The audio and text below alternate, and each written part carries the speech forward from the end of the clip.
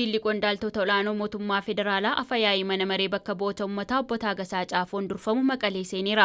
Jillichi Maqaleetti kan imaleef adeemsa hojiirra oolmaa waliigaltee nageenyaa hubachuu fi dhimmoota waliigaltichaan ibsaman haala karoorfameen akka raawwatamu taasisamuufi.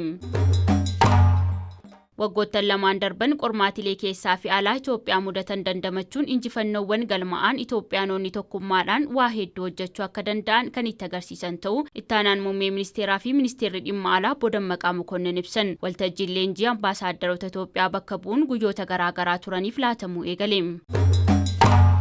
Ministeerri nageenyaa mata duree duudhaalee hawaasummaa fi aadaa milkaa'ina marii biyyaalessaaf jedhuun mana maree paartii siyaasaa fi dhaabbilee siivikii hawaasaa waliin mari'ateera.